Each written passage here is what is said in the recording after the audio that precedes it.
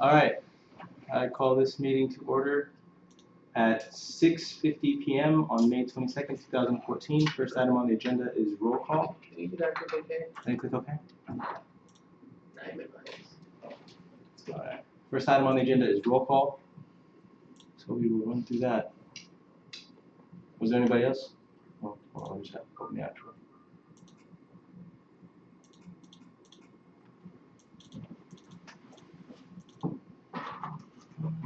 What were we on for now? All right, so I am present. Was there somebody else I was supposed to add to this? Myself. Oh. Ryan Miller. All right. I'll put my down there. Mr. Hainline? Miss Hassan? Here. Mr. Hiba? Present. Mr. Shiflett? Here. Mr. Malonga? Present. And Mr. Miller? Here. Pro Tempore Aziz is also here in attendance. All right. Next item on the agenda is additions or deletions to the agenda. I believe that there was one more bill that we needed to add. If we get to it, we'll get to it. If we don't, by the time we end, then we'll be fine. So the bill is SBS 55-004 changes the minimum counts from 5 to 3. It's like a one-word change. In the interviewing process. Yeah. For the executive branch. So I'll take a motion. Move to add Senate Bill 55-004. As a motion. Are there any objections to that motion? Seeing none. Oh, it's long. Whatever, we'll just save S for now.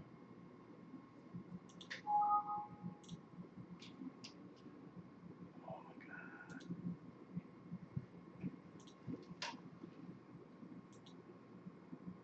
There you go. So, seeing no objections to that motion, it will be added. 004. Go ahead in the title later. Next item on the agenda is approval of minutes. No minutes were sent out. I'll take a motion to postpone. Mr. Hiba? Motion to postpone approval of minutes. Are there any objections to that motion? Seeing none, the minutes have been postponed. The next item on the agenda is open forum. Does anybody have anything they'd like to say? I'd like to apologize to Mr. President Coco for having delayed you. Dude, you're fine. All right, man. Just letting you know. And I'll apologize to the committee as well. It won't happen again. The College of Medicine had me held back for a reaccreditation committee. Are there any other announcements for open forum? Seeing none, we will roll into new business. So I guess the first item on the agenda is a rules welcome. I wanted this to be a lot longer, but seeing that we're already behind time, this is the rules committee, guys. So what we're going to do is we're going to be doing legislation. So changes to statutes, changes to standards of procedures, changes to rules of procedures, which are below statutes and normally run committees and other programs that we have, say for instance, the ANS business office. I guess we'll save extensive and lengthy introductions of each of ourselves for the next meeting when we'll also have vice chair elections. But for now, I guess we'll just go around the table, say your name, call your from, and your major, and then we'll roll with new business. So I'll start. My name is Ayanta. I am in the College of Medicine. I don't have a major technically because I'm a second year medical student now. And yeah, that's me. So My name is Michael Malanga from the College of Business and Accounting and Economics. My name is Aladdin Hiba. I'm in the College of Arts and Sciences. This is my sophomore year, and I'm a biomed major. My name's Cam Mainline. I am going to be a senior. College of Arts and Sciences and Environment. I'm Kristen. I'm a sophomore biomed major in arts and sciences. I'm Andy Rodriguez, studying chemical engineering. Samuel Shiflett, College of Engineering, Computer Science major. Anika Hassan, College of Business, Finance major. Ryan Miller, Arts and Sciences and Economics. And Abdul, Arts and Sciences, studying global health. Greg Berkowitz, Master's in Public Administration. oh, just really quickly before we forget, also in attendance with us we have Mr. Greg Berkowitz, appointee for Chief of Staff. Hopefully confirmation goes well. Mr. Senate President Andy Rodriguez and Mr. Student Body President Coco, who stepped out of the room temporarily. He will return in a little bit. So I promise we'll get to know each other a little bit better in the next meeting when we don't have 4 bills and I am not late. And we'll roll from there. So I guess we'll go into SBS 55001, 55th term executive branch structure. I will open that really quickly. Mr. Berkowitz, if you'd like. Yeah, I'll take over for Mr. Cook once he gets back. You want to probably open Excel, that one. The Excel sheet? Yeah. Sure.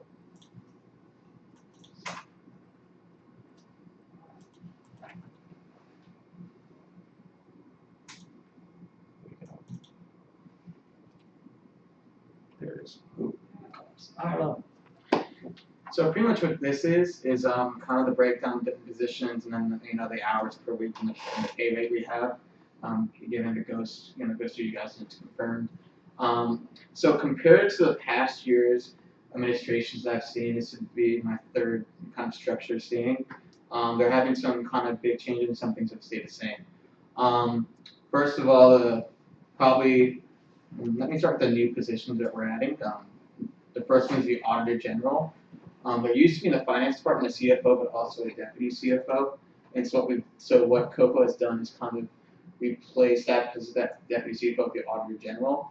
And last year the CFO received got 25 hours a week. We took the CFO down to 20 and added kind of 50, and the Deputy got 15 hours. We said make that 20. So we kind of even them out because the Auditor General kind of get its own kind of role. And essentially their job will be to help the auditing committee, audit student organizations, and university student affairs departments.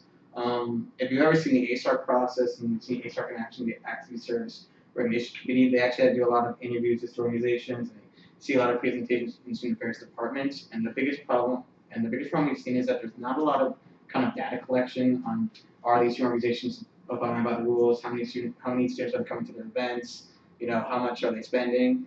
And so when they allocate the money, it may not necessarily be accurate because we're just going off what the organization is telling us. And so we're also very conservative with our amounts. And so hopefully if we can get some more kind of information, we can kind of give student organizations more money, but at the same time be accurate when we do it, so we're not overspending. So that's like the Auditor General. Their job will be kind of auditing, and also they'll help the CFO out with spending. So the other thing the CFO does, they do all our purchase orders. And so when they're not here and we need something to get done, it's kind of hard for us to do that. So that the Auditor General can also have that power and kind of help balance that down and just create more availability. Let's see. So let's go to the different kind of departments. So last year, we did secretaries. So there's a Secretary of University Advancement, Secretary of Student Life, Secretary of Student Success, a Secretary of Community Affairs, and Secretary of Government Affairs. So they essentially took 5 secretaries and kind of made departments. So with the Department of University Affairs, it's a director, assistant director, and a coordinator. And Uni Affairs, I'll kind of be the student life position I had last year and the University Affairs position and kind of the student success. They will kind of moderate anything doing with student programming, student services, health and safety, athletics, essentially anything you can think of. And really, we want this department to kind of meet with the different kind of aspects of university, understand what their needs are, and we kind of send their representatives to help them kind of collaborate and solve their problems. Community University Affairs, that was just one position last year, but I think we want to see that kind of position grow. My personal feelings about community is that USF is part of the Tampa Bay community, and we need to start kind of, not saying we're not acting like it, but I think students can be more proactive in doing so and just going beyond the Busch Gardens tickets and the football games. As much fun it is, I think we can do some more kind of community-related events. One idea I've run by Mr. Coco, and we want to see this department do it. We'd like to see a kind of Hillsborough County Public School outreach where we're really going out to schools and we're trying to educate students about going to college. I started off as a special education major, and what I saw was that students actually were giving up on going to college at the elementary school level because the reality of life kind of hit them too early, and it's like they don't have the money, they don't have this, their parents, haven't gone, so all these kind of things came up on, so they kind of give up and they don't really try in school. And so we feel that we can do something where we have college students go out to these kids and explain to them the importance of going to college, and it's possible, it's fun, they can kind of get a more positive mood going. So like for the elementary middle school level, it's kind of like USF, college spirit at school, and then at the high school we talk about, requesting student loans, getting scholarships, all those things make college a possibility. So they don't just give up. And the issue is that when you give up the elementary school level, they don't pay attention in class. They miss those key elements they need, like basic math skills, basic science, basic reading. And schools can just tend to pass people. They don't necessarily stop them kind of address those needs. So they can get to the 8th grade and not know how to read. And so we really want to address those issues early. And sorry, I don't need to go too much depth on that initiative. I just want to explain the Community Affairs Department.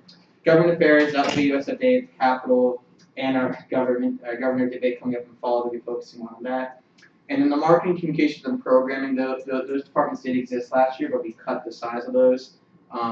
Marketing used to have 2 coordinators, cut down to 1. We think with different systems being put in place, we have the marketing being run more efficiently than has been in the past. Communications, that kind of size I stayed the same, there's only 3 of them. And then programming, we cut out the 2 coordinators because we really don't see a lot of, we don't really do that many programs. We think 2 people working hard can get it done. On top of that, our programs kind of connect with our departments. So, for example, ABX is the Apartment Business Expo, is when we invite departments on the campus to kind of share their information with the students and about how they do it. And so we feel that as form of community affairs team. Community affairs can do that outreach into the apartments. The programming people can just do the booking of the space, getting the food, all that kind of everyday kind of back end stuff. But the community affairs person would be the one outreaching to the apartment businesses. I hope I explained the position. You might take it from here, or I was just going to the departments. Do the guys have questions? I did a very brief overview, so if you got, I expect questions. Is there any specific questions anybody has? If anybody wants a background, if they're a little bit confused as to what the purpose of this is, every year the executive branch has to have their hiring structure approved by the Senate. And so their hiring structure is present in statute, so technically it's a statutory change if there are any changes, and that's why it comes to the rules. And that's what we're doing right now is we're evaluating that, and that's why we just received that rundown. So if anybody has any specific questions on any of the positions we've just discussed. Go ahead, Mr. Shipley. How does the overall number of positions compare to last year's and the overall budget? Sure. So positions, there were 27 last year. I wish I had the exact. I know it was 27 last year and 23 this year, or the student section. And then the important thing is this aspect right here is that this bottom number is actually higher this year than was last year, and that's because of the overhead expense. Overhead last year was just 10%. This year we had to change it to 15% due to the Affordable Care Act and making sure we have coverage for insurance. But this number is actually about $6,000 to $7,000 cheaper than last year. I'm just going to go ahead and really quickly just open up the last year's proposed structure. Yeah, thank you. I appreciate that. Sorry to remember those numbers. Really quickly, just one question I'll throw out there so that while I'm doing this you can discuss. Sure. I don't know if this is just a typo or not, but the vice president hours has been taken down to 9. Yes, so If you enlighten the committee. Rondell is an RA, Mhm. and for housing, he cannot work more than 9 hours due to their policies. Nevertheless, he's committed to this position. He's going to only clock in for 9 hours and volunteer the rest. So, and that is in writing, and provided he cannot fulfill his duties, then we will have to, unfortunately, look at those consequences. But as of now, he will be committed to SG, just not clocking in. And to compensate for the workload, we increased the chief of staff hours from 25 to 30 hours a week because the vice president usually gets 39. So that extra bump should be able to make up the extra kind of workload that's needed. So this is a technicality more than anything. It's not Yeah, it's a an housing policy. Rondell decided to remain as an RA to keep his housing and his maintenance. Rondell's an international student too. They kind of can deport us if we go over time. Understood. Just clarifying, I thought vice president's duties were changed. My mistake. It's not good. Any further questions from the committee regarding hours, positions, any of the numbers confusing to you? Ms. Hassan. Could you tell us why did you change deputy CFO to auditor general? So the deputy CFO, I guess you want to explain the auditor general better? I feel like you probably So would. the idea behind Auditor General was to work closely together with the Senate counterpart in the Appropriations and Audits Committee. And having an Auditor General position would be beneficial, especially when it comes to ASARP and the Budget Committee process, when we're going over student organizations and amounts and whatnot. So the idea for this position is for this person to go out to the student organizations and to audit them and to make sure that they're in compliance with Title VIII proviso, and to ensure that when they come up to ASARP the following year, we have some accurate numbers reflecting the event. So we're going to a LASA event, they're doing the LASA event, the Auditor General will be there, they'll take notes, but they'll also build relationships with the organization and help them explain, the processes of Title VIII and proviso in case some of them don't understand. So it's a way to get SG's face out there. There's also a way to work together with the Senate to ensure that these two organizations are in compliance.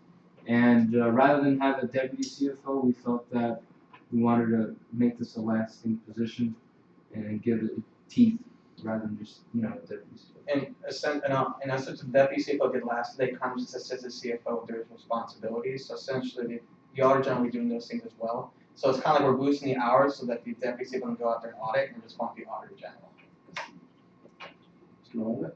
Will the Auditor General have a seat on the ASO board? That's something we have to discuss for rules and structures.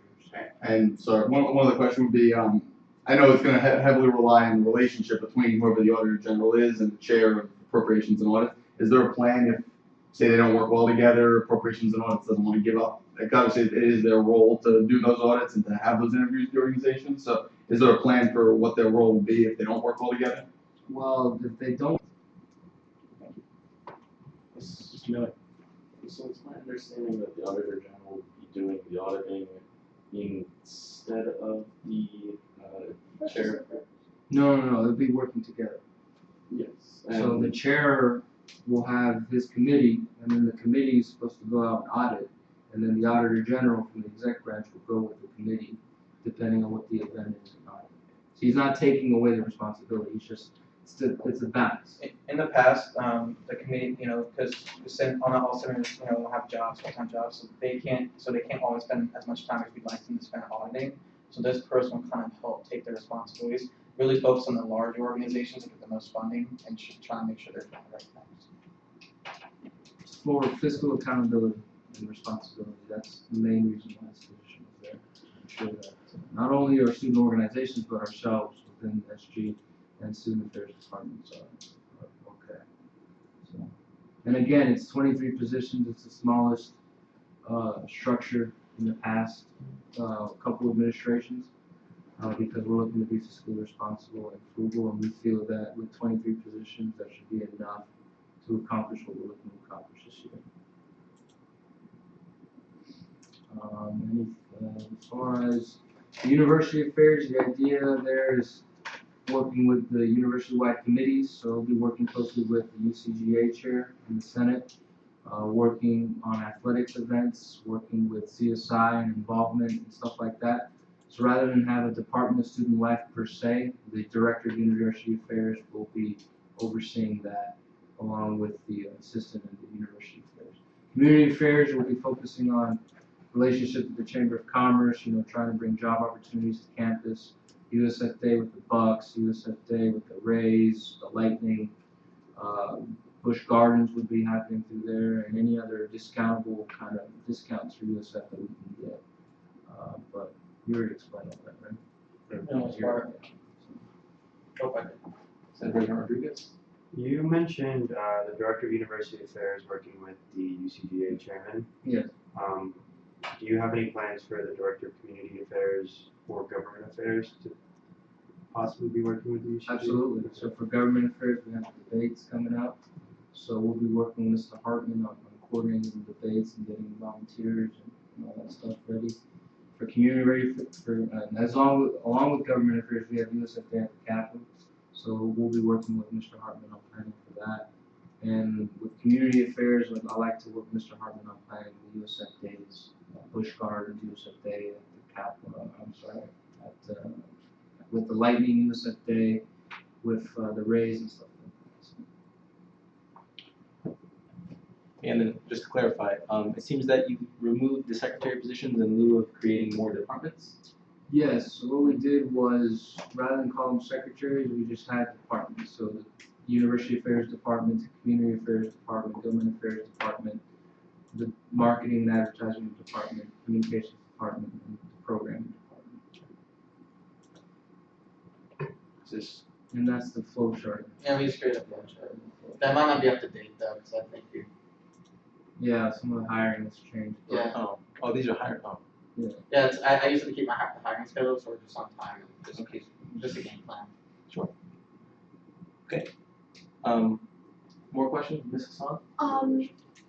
Why did you remove the executive clerk position and the deputy attorney general position? So the executive clerk, their main responsibility is just taking minutes for cabinet. We feel like we can delegate that responsibility either to the attorney general and the, or the solicitor general. And really, because cabinet meetings only take place one every other week, we really feel like that person, whereas attorney is a very reactive position, they'll have time to kind of do that. And we removed the deputy attorney general because it turns out there's a lot of things to do, but it's not that much aid and assistance in our opinion. And again, fiscally responsibility. I'd rather hire good talent and give them an extra 5 hours to get them to 20 hours and hire another person and having to pay them. And so with that job, we did bump up the solicitor to 20 hours from the, I think, 15 hours. Because we feel the attorney general and solicitor general, they should be equal, because in court, cases, they are always combating each other, so, and we should get equal talent for that, so they should be equal.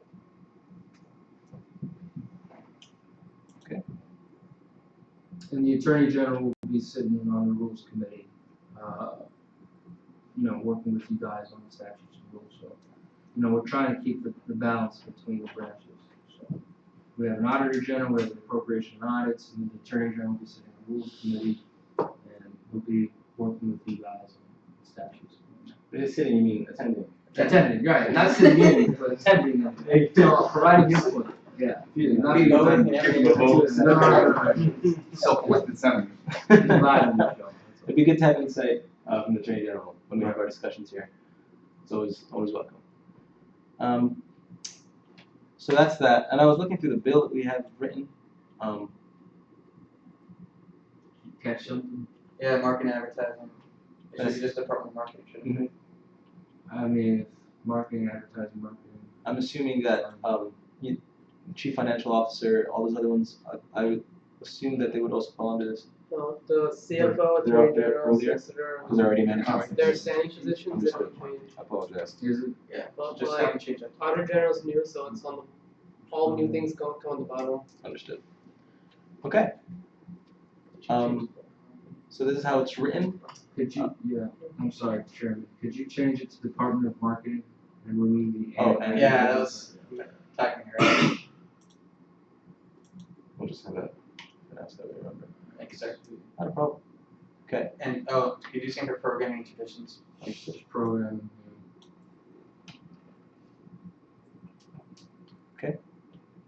And you see the additional departments that they created in lieu of those secretary positions Yes. and the auditor general. Those are the changes they made to the executive branch structure. A question before we take action on this: is this time pressing in any manner? Do we need it as soon as possible? Yes, sir. Okay. So now we're looking to continue. Yeah, so it's usually goes up in the first Senate or second Senate. Gotcha. Because technically without it, there's no executive branch forever, for a long time. All they exist of is your standing position. Yep. And okay, so with that, then we need to take action on this tonight. Or if this committee feels that it's so pressing they need more discussion, then we can take it into a special session before the next Senate meeting. But we'd have to have a meeting on Monday. So I'm just presenting the options to you guys. If there are further questions or further points of discussion, we can entertain that now. If you feels comfortable with the vote, we can do it, Mr. Malaga. Move to enter voting procedures. There's a motion to vote on this bill. Are there any objections to that motion? Seeing none, we'll enter voting procedures. Okay, so if you vote yes, then you approve this structure. If you vote no, then you don't. If for some reason you have a reason to abstain, then you may abstain, but you have to let me know. So we're going to go by roll call. I'm just going to go around the table. Mr. Malonga, how do you vote? Yes. Mr. Hema? Yes. Mr. Hainline, Yes. Mr. Shiflett, Yes. Ms. Hassan, Yes. and Mr. Miller. Yes. With a vote of 6 to 0 to 1, with me as abstaining vote, the executive branch structure has passed to the Rules Committee, and it will be presented to the Senate at the next Senate meeting. Okay. Thank you, everybody. Wow, that was Thank you. the first time I've ever seen that happen. If you want, we can redo it. Vote's done. Okay. Just wait till second. You see about Yeah. something. You want Okay, so the next one is In the wrong year. I'm in the wrong year. Extra legislation. It's 5002. Oh, you added SBS 504. Okay. Alright. Thank you so much. All right, Rules Committee, thank you so much. Thank you. I'm gonna enjoy my birthday. Go for it. Happy birthday. Happy birthday. I appreciate it. All right. Listen for you in the announcements. You're still on there? So, So, this is SBS 55002. I'll take a motion to read. I think we should have done that the last one, but it's Mr. Heba. Motion to read. Are there any objections to reading SBS 55002? Seeing none, we are now in our first reading of SBS 55002. so I'll present it. Go ahead, Mr. Lee. So, last term, we did a lot of changes. And one of the areas we forgot, ran out of time for, is updating the changes in chapter 4. We did in the ROPs and other areas in the SOPs for the committee. It's pretty much clarifying the confirmation process. It's where the nominees go to JEC, then go to Senate. So, and then also, so that's what's reflected in the changes. The following individuals that come before the Senate Committee should have the extent and first, allowing to add a comma, then proceed to the Senate for confirmation unless otherwise specified by Senate leadership. That's the unless otherwise specified is like if they have class scheduling difficulties or if they're sick or something like that. Or it's usually when they go straight to Senate instead. Was that the only change? And also to take out the all new directors, it's just all directors. And also executive cabinet appointees, because our departments like university affairs and government affairs are all cabinet. So then I have a digital or hard copy, the application resume, then come before this JEC and Senate. So just clarify what we do with titles. So when it says executive cabinet appointees, that's referring to the The deputies, the auditor general now. The Auditor General, I don't think is part of the cabinet. Would be the university affairs, community affairs, government affairs. All those are cabinets. So they're not technically a department then? So would he not fall under, or that person not fall under this? All executive cabinet. Well, you can just take out the cabinet then if it. Yeah, I'm not seeing the Yeah, necessity for that. It's just yeah, that let's take out that's, cabinet. yeah, I assume that the directors were covered under here and then the cabinet. So we'll take this. We'll take a motion for that afterwards, but anyways, so just finish. Or are you already finished? Yeah, that's it. Okay. Sorry, they're all minor changes. Yeah, that they need to be provided with a digital or hard copy of the application appearing before at JC. We have Carol Natron with us here as well.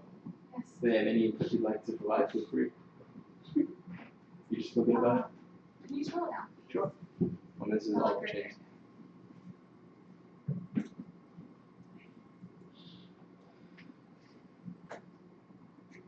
President Rodriguez. Correct me if I'm wrong, but it's, my understanding is that only the higher positions after pass through JEC have to go to Senate.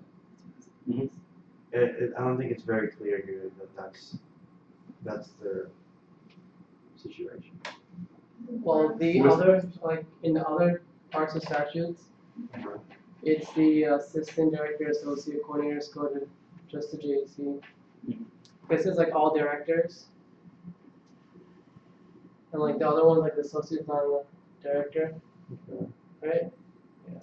What about 406.1.2? Yeah, that's what I was thinking. Is that clause Yes. necessary now that, because the cabinet really only consisted of only consisted of those secretary positions, which have been changed to department positions, if I'm not mistaken. Mr. Berkowitz hasn't left. Yeah, see, we can have him respond to that.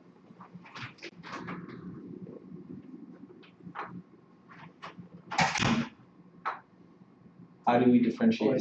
Because like, It seems to me that the cabinet's there to differentiate between the higher positions. So in other words, like cabinet would just be the directors and then the assistant directors. so like, And they just change the name, but they're technically still cabinet, but the name is different.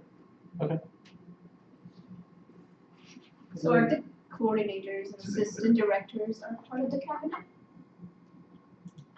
Yeah, they're part of the assistant directors and coordinators. Yeah, they're part of the cabinet, like, the chief of staff, attorney general, assistant are all standing. The rest are all considered like cabinet. Except for the Department of Marketing, Program and Communications, they're actual like real departments. So except the last three, every other director is in the cabinet and also their assistants and coordinators. Yeah, they're all part of cabinet. So every position from 6 to 20 is a part of the cabinet? From 13 to 20. Okay. These aren't, wait, they're not cabinet. They're standing. they're standing. But the auditor general is like, I would think that the second clause, the second subclause was to include the standing positions because, we can change So, the wording. yeah, weren't we going to just remove cabinet and that would cover all appointees? Exactly. right, so is that a motion? Just do that. By Mr. Shiflett, Mr. Shiflett, Motion to remove cabinet from 406.1.2. are there any objections to that motion? Question. Ms. Cron would like to ask a question, could you rescind just for the question? Okay, Mr. so Shiflett, for remove cabinet, that means all of them have to go through JC and Senate. unless otherwise specified by Senate leadership, so, Which would make sense for the assistant directors and coordinators to not go to. because I believe that statutorily, I don't know if it's statutorily not required, but I just know that the Senate president passes it straight to JEC and then that's it, and then Yeah, for the Senate. non-director level ones. Cause you said you're not sure if that's in statutes, do you know to, like, is or isn't for sure? It's been like, Mr. Rodriguez? I've looked into it Mhm. a couple of times now. It's not super clear, but it does say that it says that the high positions have to go through Senate and the lower positions have to go through JEC. Mhm. How that happens is up to interpretation. Traditionally, as far as I was aware, that the Senate president would decide whether or not the position was worthy enough to be presented before the Senate, entire Senate, because JEC approved it and that was good enough. Now, if the committee would like, or if somebody on this committee would like to author a piece of legislation to make that more specific, I'd be more than happy to welcome that. If we'd like to add it to this piece of legislation, we can do that as well. Mr. Malone? Yeah, I mean, if we're gonna pass this to try and clear up the process, I don't think this clears up the process. We're gonna try and clear it up. I mean, the way I would wanna see it, if you were asking my opinion, would be to make it so that it's clear that any standing position and cabinet level, which I guess would be the 5 directors now, would have to pass through the Senate, whereas everybody else would just automatically go through after they're passed through the committee. And I think if we wrote it so that it was clearly that way and it wasn't up to, not that I don't trust you, Mr. President, but if it wasn't up to the discretion of Senate leadership, I think it would be a lot easier to understand. I think it would be a lot more clear that way. That's my opinion. So we can amend this to our now response. Okay. Senate leadership, is that president or pro tempore too? Senate leadership technically, it's all It's all- Senate. you know, so that's Senate. Oh, okay, so it would, There's no leadership, it's Senate so president. should it just be Senate then, rather than Senate leadership, or does it not make a difference? Cause the way I interpreted If it you was. put Senex, you have to like have Senex meet, and what if no And one's vote on it. like there? You know what I mean? President Rodriguez? I mean, I agree with Chris, and Senate leadership can be interpreted in many different ways. Yeah, that's, cause when I was reading, I thought it meant president and pro tempore. That's what I thought. So Aziz would have the power to do that too. That's Sure. what Or should we, How would you like for the amendment to read? We can change it to say Senate, by Senex, by maybe Senate leadership doesn't include all of Senex. I think technically maybe it's the president pro tempore. I don't know if it's in definitions. We can check. I don't think it's definition. It's not a definition. I don't think It so. seems to be just a term that we've I thrown. would think just to change it to Senate president, cause we've been referring to Senate president the whole time. Sure. If that's how it is already. Alright, so that's a suggestion, technically not a member of the committee. I have to have a member of the committee to make that motion.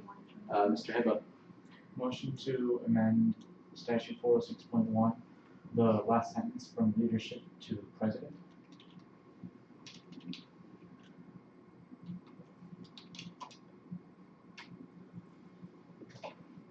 And the word done. are there any objections to that motion? I'm not seeing any. Okay, so the committee sees it as this. Would we like to change maybe this is a suggestion for the committee that maybe if you'd like to specify who goes to JEC and the Senate, we can use these sub clauses.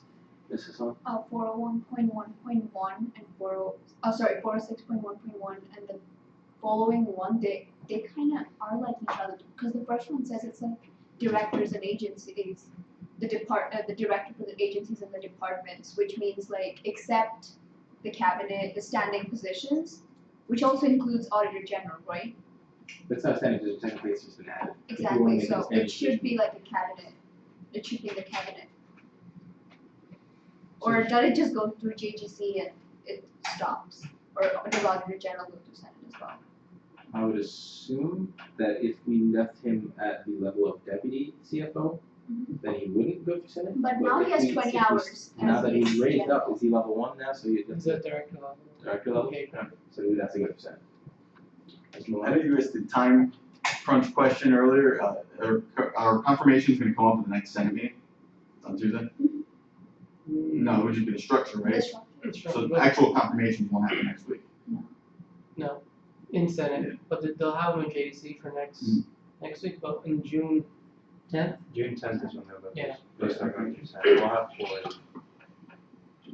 I'll hold off for now, but I'm gonna move to try and postpone this until next meeting, and I'll try and rewrite it unless somebody else really wants to do it, but I think it can be made more clear. I'm fine for a few more minutes, but I'll offer to rewrite it over next week. And So have it ready Mr. for Malona, next. Ms. Triplett. And I can do it. Aziz. Okay, so we have 3 more. Well, six versions of it. Okay, so I will send out the bill. It's already been sent out. You guys can go ahead and work it together. If you guys like to meet outside Senate, you can do that.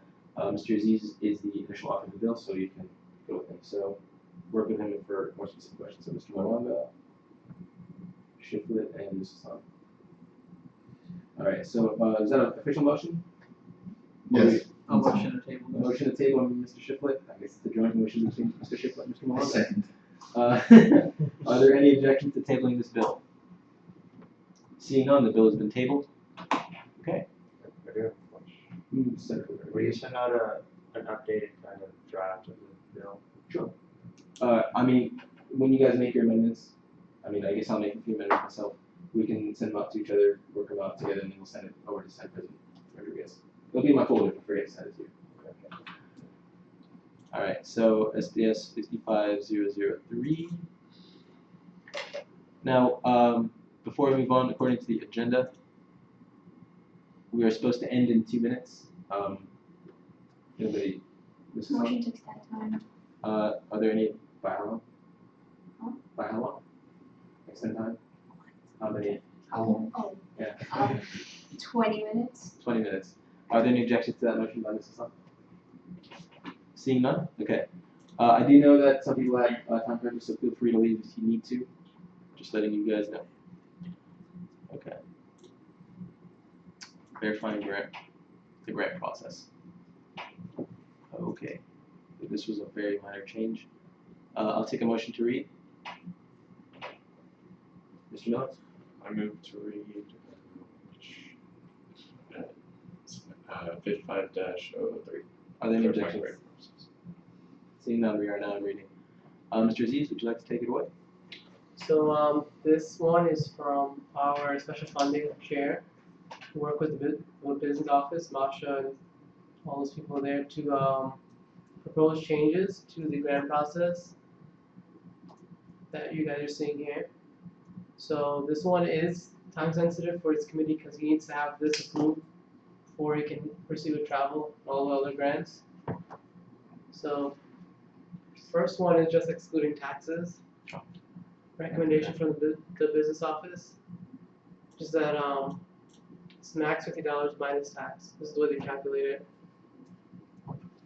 That's just a procedural thing with the Yeah, business. and this one is also recommended from, it's followed to the double dipping rule that we have in CPGP but not in other grants. It's pretty much prevent, the rule is that if you're getting funding from like College of Engineering to go travel, or like College of Arts and Science, you can't double dip and also ask for the travel grant or for the same money.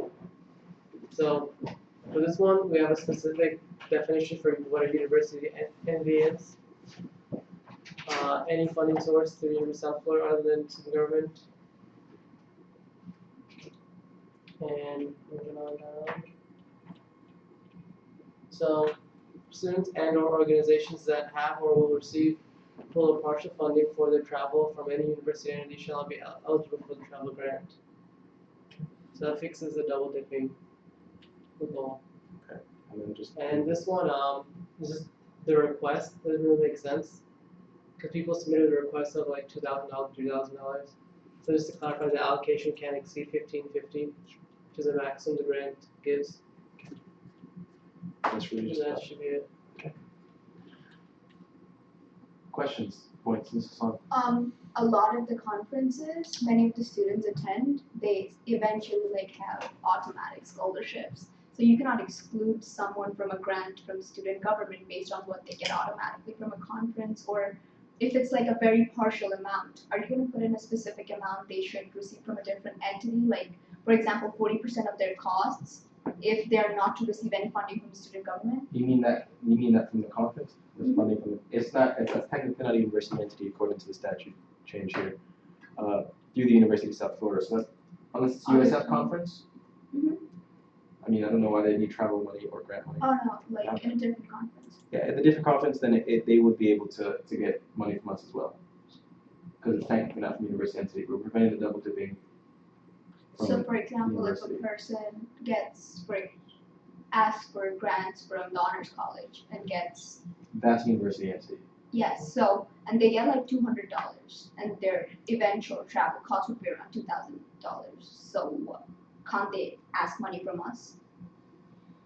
We talk for like travel or Travel, conference presentation. conference presentation and total. It's two separate, like conference presentation when you present, like present your thesis or something like that.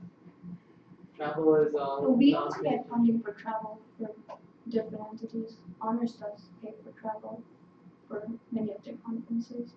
Well, then in that situation, if they receive money from the honors grant, they would also, from whatever grant pocket they're pulling from, they would also be able to receive money from CPGP, but they won't be able to receive from the travel grant. CPGP also has the same rules that we have here. So they would be able to.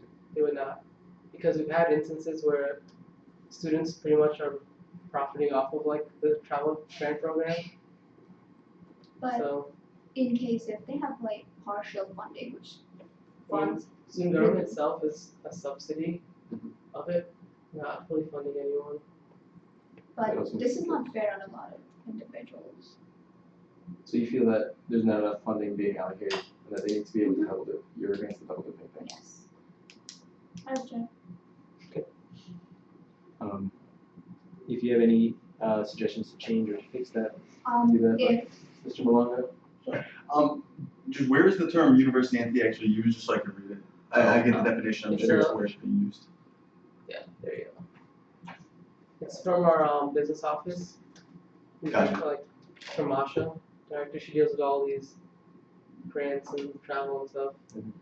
So- Ollie, could I propose something? Yeah, you can. If the other grant they're getting, if it exceeds 40% of their, or 50% of their predicted cost, maybe we are not gonna pay for them, but otherwise, there's no reason to not do so. Well, Because if you're trying to, I feel that if, and this is just an idea to throw out from the procedural that here, is that if the money they receive from the honors grant or other theoretical grants from the university are that minuscule, then they can just opt to receive the student government ones. The student government funding is that much greater. The idea of preventing the double dipping is to prevent students from profiting, and not just profiting, but understanding that the funding for their travel will come from student fees. And if they take from every single kind of student fee, they might be abusing that. But a lot of students get free scholarship in consideration to people who get none, Well, that's merit based. There's or even This is- need-based. it's entirely procedural, yeah. There are need based different financial aid or anything like that, Mr. Aziz. And travel grants are for student organizations, and CPGP is for individuals. So, yeah, and these are the same rules in CPGP. So just having all our grants have consistent rules. Oh, I apologize, Mr. Heba. Requesting point of clarification back at 804.5.2.4, where it says rooms $50 per student per night excluding taxes. Is it typical in the past for taxes to be excluded and so just introducing it to the paper? Or have rooms been denied previously because the cost, including taxes, exceeded $50 a night? That each state has a different tax rate for like hotels. Some places like 20%. So So by saying excluding taxes, are we in effect just increasing the cost of the room available to the student? Or are we just introducing something to the bill that's already been happening? I don't understand really. Like the $50 minus the tax would be like. I sat on the special committee last semester. Whenever we would consider how much the cost of the room was, we would never look at the tax. And like he said, it's because it's different per state, and it makes it kind of difficult to do that. And I mean, I'm pretty sure everything else isn't. So it's just codifying what's already standard practice. Yeah, exactly. So, That is satisfied. okay. Mrs. Summit, if I could revisit the issue that you brought up, you made. Any other questions? If anybody has any points of position to that, or any procedural motions they'd like to make at this point? Could I make a motion to like object that statute? And, well, your objection can be noted in the voting count. Mr. Himline? Move to vote. There's a motion to vote, Mr. Himline. Are there any objections? Yeah. Okay. Are there any objections, Mr. Himline? Have we gone over all of the amendments? There were only yes, we have. Is the excluding taxes, this one, as well as, Changing the price allocation. yeah, and then, yeah. That's all the amendments. Mr. Himline's motion is still on the floor. Are there any objections? Seeing none, we move on to the procedures. If you vote yes, you approve all the changes provided here. If you vote no, then you do not. If you have reason to abstain, you will have to state. So Point of clarification, this still has to go before the whole Senate. it has to go before the Senate. All right, I guess we're stuck on the other side this time. Mr. Miller, how do you vote? Mrs. Hunt? No. Mr. Hamlin? Yes. Mr. Hibble? Yes. And Mr. Muller? Yes. With a vote of 3 to 2 to 1, we abstaining vote. This bill is passed by the skin of its teeth. Okay. Next up is SDS 55004.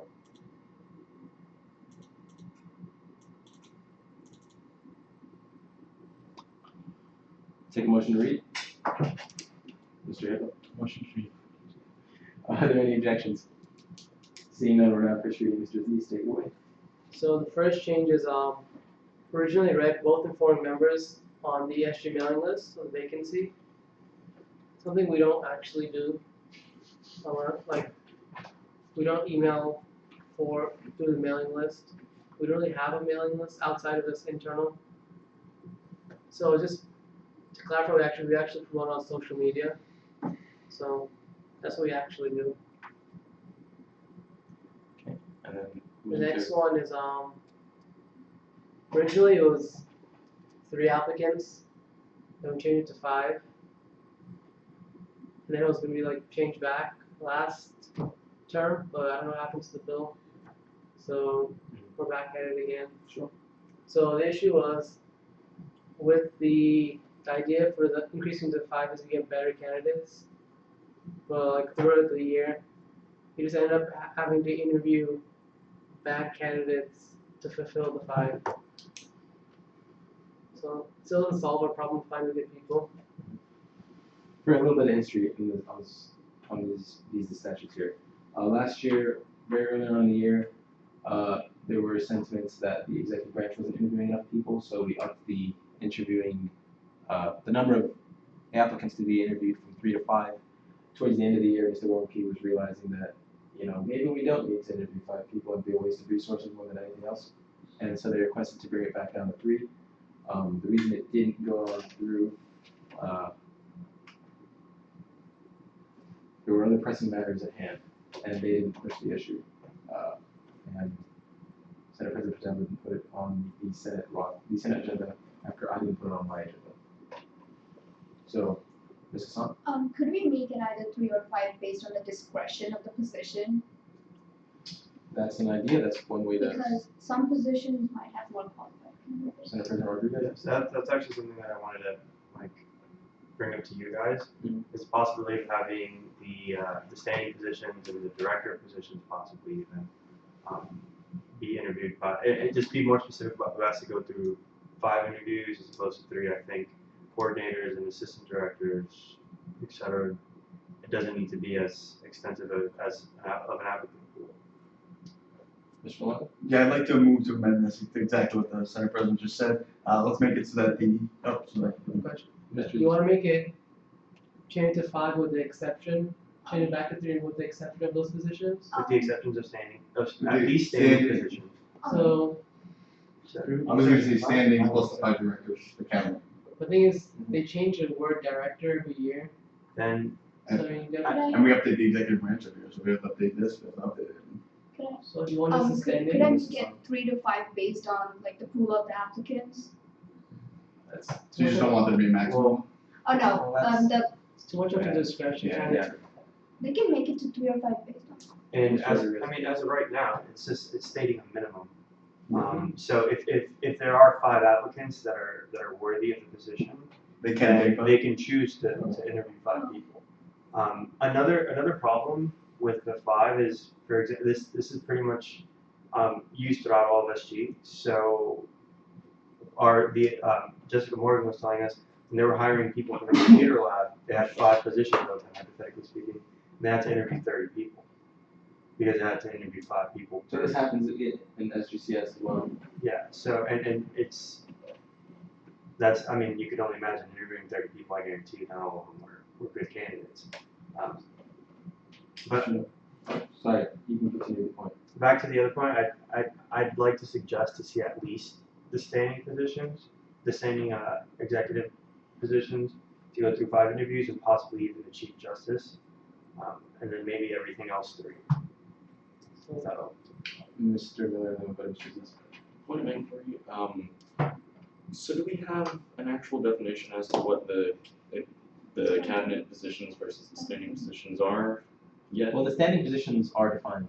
The standing Yeah, positions are, it's- but the cabinet positions are not. Cabinet positions have been changing, because that's part of the variable executive branch structure that comes before us every year.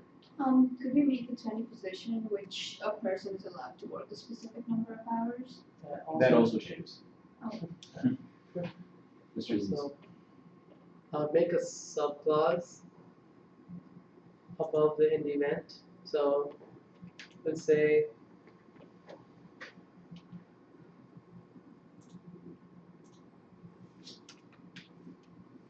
put the chief of staff, comma, CFO, Attorney General, Chief Justice. Solicitor General.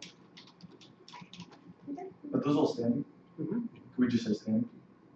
No, but that He's good. changes. Cause like, what if they change? What if they I say? mean, If they change your standing, it is then we change.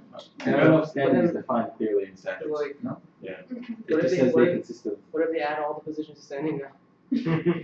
Well, they do, then they're gonna have to go through an interview. It makes sense to not add them, but I think it's more incentive for them to not make a standing position. Standing should only be for the really important, but I see your point. Chief Justice. And, It's not exact. Should we amend the Yeah, definition well- then? yeah, they are part of it. They are? Yeah, cause the student body president hires the chief justice. Oh, okay. So, comma, and chief justice.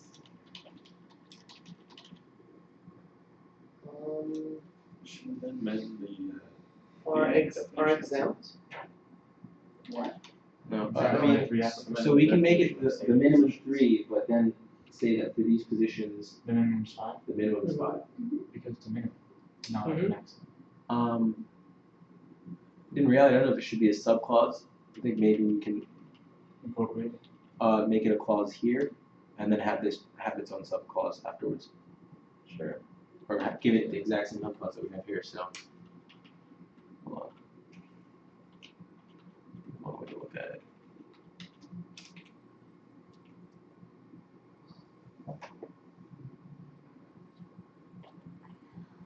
Where is that?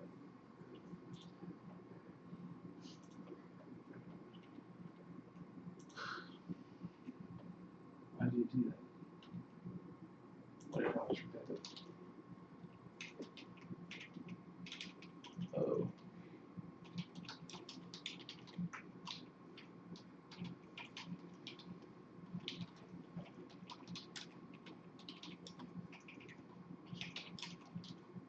What am I doing?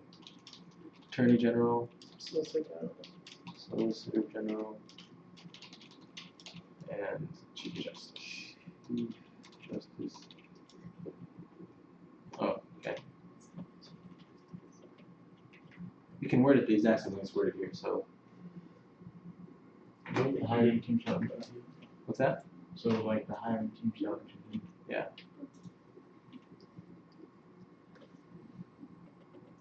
Top 5.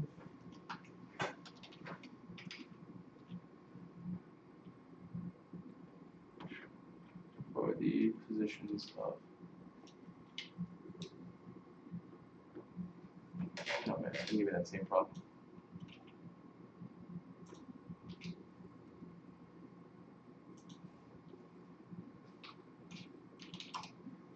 I got a lot of red in here.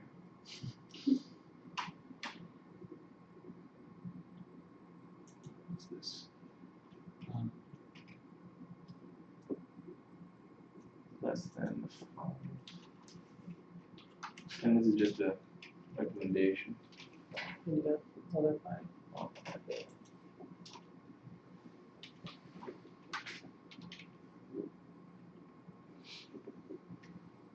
Okay, so First say for all other positions. over here. Yeah, just let's.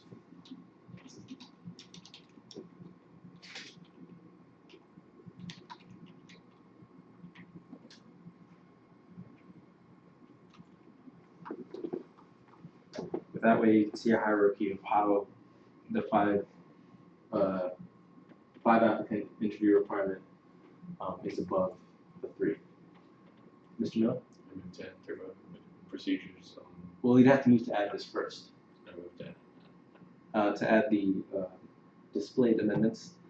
Yes. Are there any objections, Mr. Eva? I have a question and. You're sent to the question? I do. Alright, so in 215.6, it says you interview the top 5 applicants for the positions of the listed positions and make a non-binding recommendation to the head of the respective branch. In the case of the Chief Justice, would the Chief Justice be the head of the respective branch? Oh, Mickey. He's an outstanding case, Mr. Rodriguez, if you'd like to clarify. Oh, yeah, the student body president is in charge of appointing a chief justice. So I mean I can tell you this today, a chief justice was appointed by Senator, or no, he's not Senator, President Coco.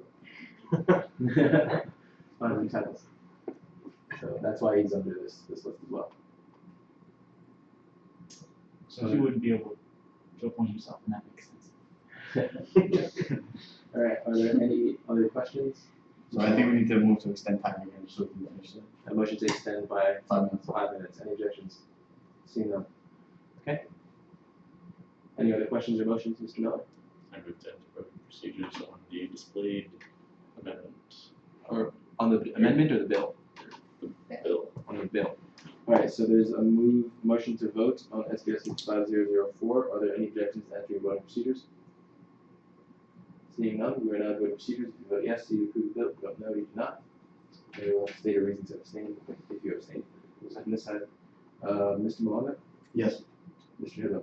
Yes. Mr. Hayline? Yes. I Mr. abstain, For what reason? because I do not agree with that statute. That's not a reason to abstain. Okay, No. Yes.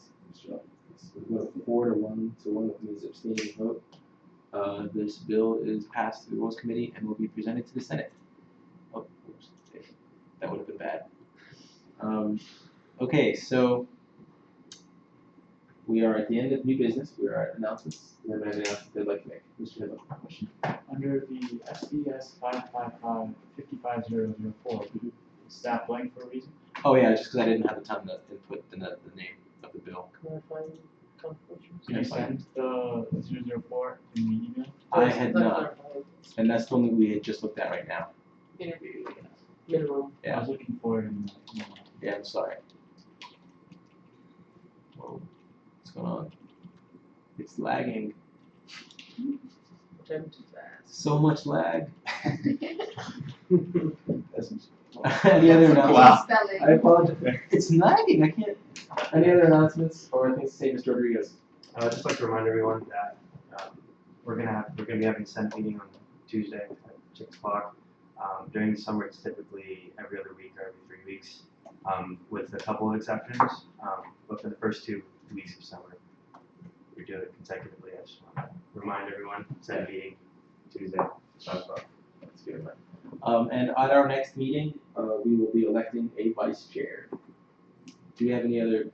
We don't have an extensive number of bills aside from the one that we hashed out. No, just these minor ones for now. I don't know if Masha has any other proposals coming We have up. any other bills? Oh, yeah.